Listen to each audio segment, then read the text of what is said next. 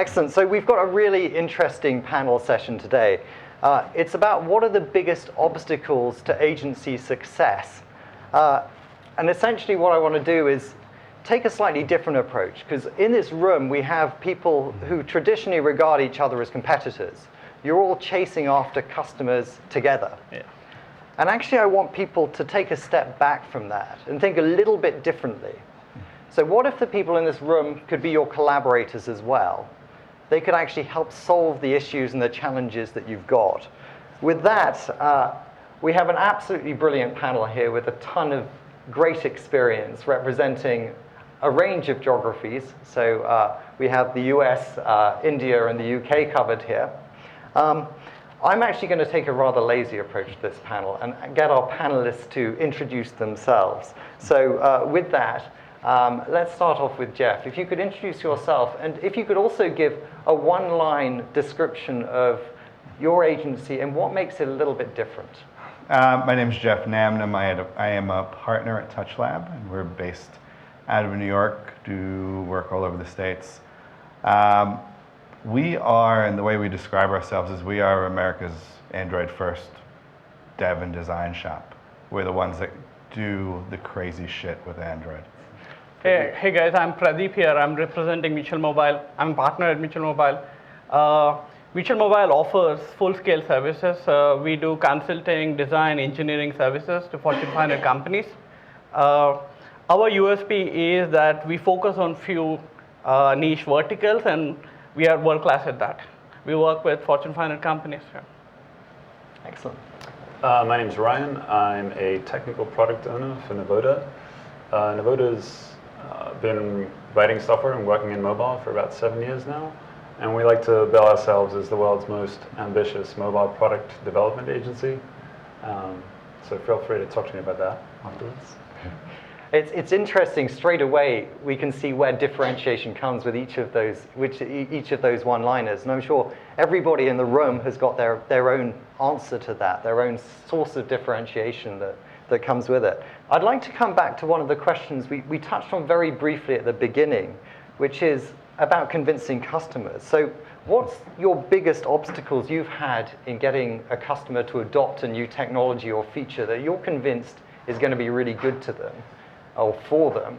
And how have you actually gone about solving them, that problem and convincing them? Pradeep, maybe you can answer this one first. Yeah, every client is different. Some clients have a lot of understanding because they have a good tech team. So their team come with, they actually choose a product and they come to us, and sometimes we have to push back, telling them that is not the right product for your solution, that's not the right product for your app. Sometimes clients we work with the old economy, they don't know anything, they trust us blindly, and those are the best clients to work with because they believe in us. Agreed. So they leave the complete implementation to us, so that's easy.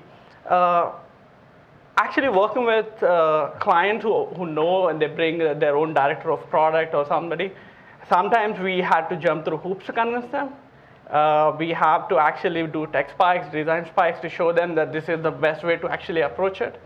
Just don't take the engineering approach or the design approach. Look at the entire integrated from how is the app going to help you achieve your ROI. Maybe it's the best product, but we have to be product agnostic when we are coming with the solution. So that way we face difficulties, but part of the game. Absolutely. Yeah.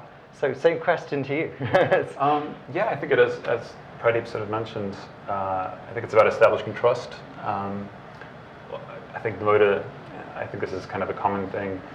We're brought in as a source of technical knowledge, a source of technical expertise, either from the old economy or from customers who just trust us blindly. And you can use that as a currency. I mean, trust is something that can be exchanged. So you can say, I believe this product or this technology would really help you. We're going to spend a little bit of this trust we built through technical expertise that we demonstrated, and we'll take you down the road, and we'll use some kind of KPI for measuring, what the return on investment is. But trust us, this tiny distance. Anything to add? Well, these guys really covered it well, right? Trust is a huge thing. I think we our approach is solution, right?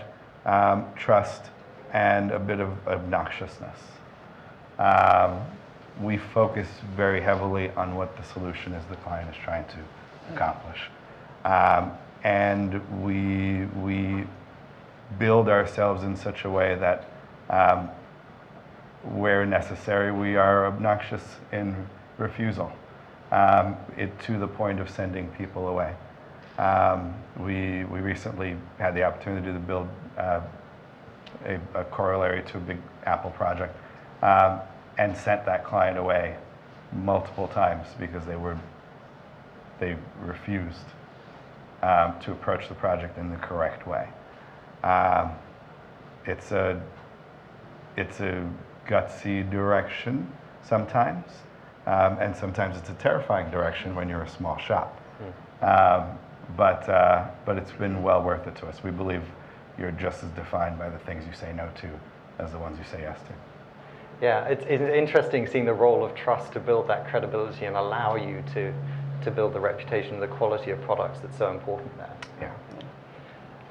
So the next question I've got is about how you actually measure the customer return on investment, because there's an increasing appetite for data-driven decision making, and that's sometimes quite challenging to do within an agency context when there are a lot of unknowns around. So how have you approached the problem of data-driven decision making? Yeah, I mean, the solution to this is always kind of some kind of KPI. So pick a goal, and everyone loves kind of numbers, graphs going up to the right. Aim towards that, and yeah, shoot for it. I think as we've grown as an agency as well, we've bridged that gap between just picking a dashboard and hoping it goes up, and trying to understand the business needs and where that meets with the mobile product kind of end result. And I think at that point you can take a step back and say, what is the broader spectrum, what's the broader context for this mobile product we're developing, and do we need just a KPI, or can we actually understand, what's the impact on the greater business? If there's a number or a graph behind that, that's fantastic, but all too often, as you say, it's a bit more of a jump. Ryan hit it on the nose, right? It is understanding the business or the organization, and whatever their goals are, right? Once you know what their goals are, you can set a KPI, right? Which is the easiest way, and it's the way the clients think that they love, or you can help them understand their goal better than they do. They generally don't, right? They think that they know where they're trying to get to, but once they take the time and trust you and describe their business to you and what they're trying to accomplish, if you can help them set the goal, and help them understand that they had misread what they were actually trying to accomplish, sometimes the KPI is much less necessary. So in terms of KPIs that you see coming up time and time again that customers are asking for, are there any that spring to mind as being things that you see as recurring requests or recurring things that you need to track and demonstrate? The usual are active users, how many monthly active users, engagement. Every customer is different. Some of them are coming, they want an app to have a e-commerce model on it, they want to sell. So they want to make sure that customers are engaged, they're coming back to the app to buy. So the design decisions which go into that app are completely different. Then we have content creators, magazines like Economist, whom we work with. They publish their magazine once a week. So they see a spike in going up, but they are also actually want to monetize their digital product, which they're struggling. So we actually help them increase their digital monetization by 80% using actually Google Play. Excellent. By 80% in first quarter. They were not doing that, and they were not able to get digital subscribers. So we actually used Google Play to integrate with them and increase their revenue by 80% in a quarter. So not only, we just don't do the KPIs, we also actually helped our customers to realize new revenue models actually. We had a customer called Escort a couple of years back. They were selling this phone radars, and it will tell Jeff or Ryan that there's a police radar right up front of you, like slow down. what we have figured out is there is a business model around it. If we can capture the data, put it on our private cloud, and sell it as a subscription to all the Escort owners, they'll pay for it. This is much before Waze. This was 4 years before Waze. So we actually help customers. Now we are working with Varidesk. I know people use here Varidesk, right? It's just a standing desk, but we are actually helping them open up new revenue streams. We are building a connected office. It's not just you and your desk. How do you work with your colleagues who are around you? Maybe you don't want to be disturbed, so you use a small, we are putting a small device on the desk which will tell people around, or like, don't disturb me. So we are helping them build a connected office space, and we help them to, we hope that they'll realize new revenue from that. That's awesome. Yeah. Excellent. That's awesome. And with Under Armour, we actually helped them realize $1 million in sales per annum using B2C. We did the entire Under Armour apps. So we launched the health box in CES 2016. We were the guys behind the software. So. Excellent. So how do you make that move from, well, Body Shop essentially to strategic advisor, where actually it means you have an insight into what's really driving the business rather than just being, I would love to do it, but my customer says they won't pay for it or I can't. So where you can build that level of trust that allows you to have that relationship of influence that makes the difference. At the very beginning, if you're not there, and we were not there 3 years ago, right? It's changing your own mindset, right? When you have been a body shop, that's a good term. When you've been a body shop for so long, you get used to being a body shop. You diagnose the problems with the car, and you say you have a ding here, and you have a ding here. Let's take them out, let's buff them, and let's polish this, and let's paint it, right?